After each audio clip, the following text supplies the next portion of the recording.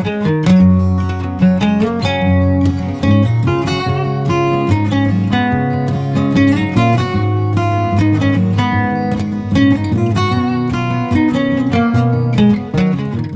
everyone, it's great to see you today and welcome to the Daily Dose. Glad you're here.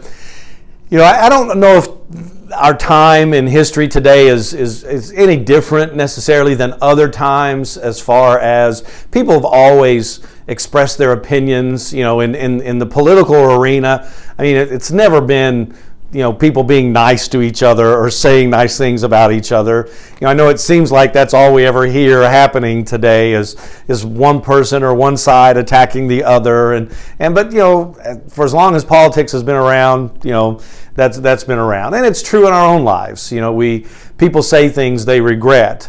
We see it all the time now with social media, whether it's on Facebook or Twitter or Instagram, somebody saying something or writing something or printing something, and then, you know, the next day they realize, because of the pressure or just because of the craziness of, or the ugliness of what they were saying, they've got to come back and, you know, and kind of make an apology for that. And so, you know, I was thinking about that because the Bible tells us in James that the hardest thing that we have to do in life, the most difficult thing for us to do, is to control what we say. And he says it's the fire, that it's the most difficult thing.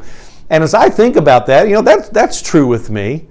You know, I don't think I've ever physically assaulted anybody. You know, I mean, as a kid, I was in some tussles here or there. You know, I've never actually, you know, taken something of value or stolen something or possessed something for myself that belonged to somebody else. So I haven't brought harm to somebody in that way. But I can't even count the number of times that I've said something that I shouldn't have said, or I've said something that I have regretted over my lifetime. It's innumerable of those types of things. And sometimes I've said those things in anger.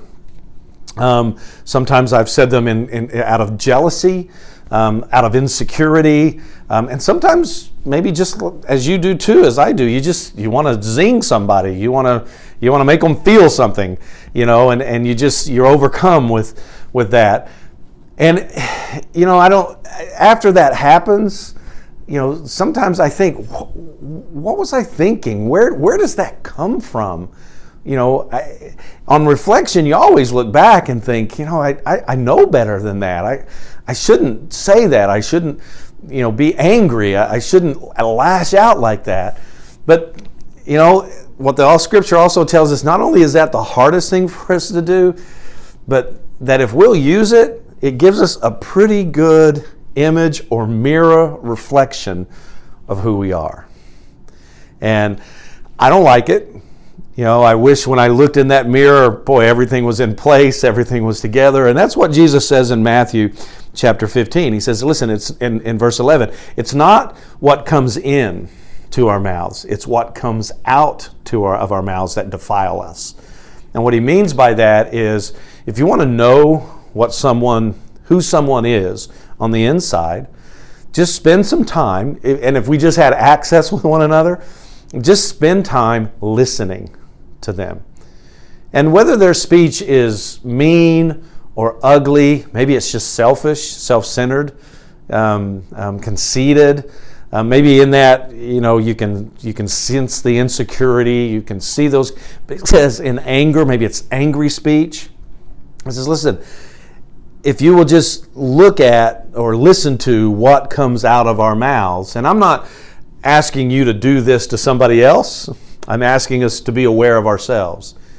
And maybe just over a period of time, just maybe sit down and maybe jot down, journal, keep track of the things that you say that you realize move beyond the boundaries, because there are tons of Scripture that tell us what we should do, that our speech should be gentle, that it should be encouraging, that it should lift people up. There's just all kinds of scriptures.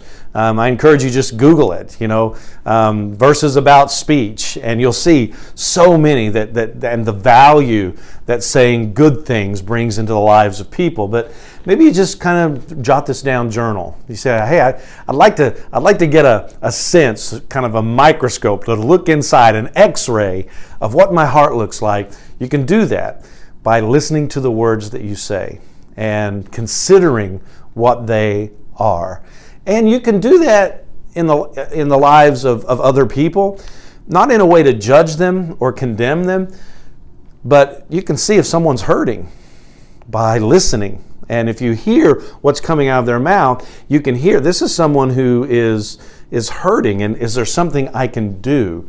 You can hear it in someone's life that maybe they're doubtful of something, and they're fearful of something, or there's an insecurity that is there.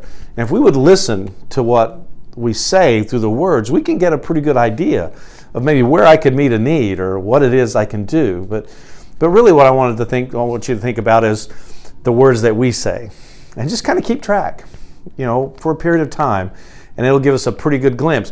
And what that does is it helps us to get an idea of maybe this is an area that I need to address. Maybe I'm angry, and you don't really know why, but it just kind of keeps coming out in your speech. You respond harshly to someone in your family when there really wasn't any reason to.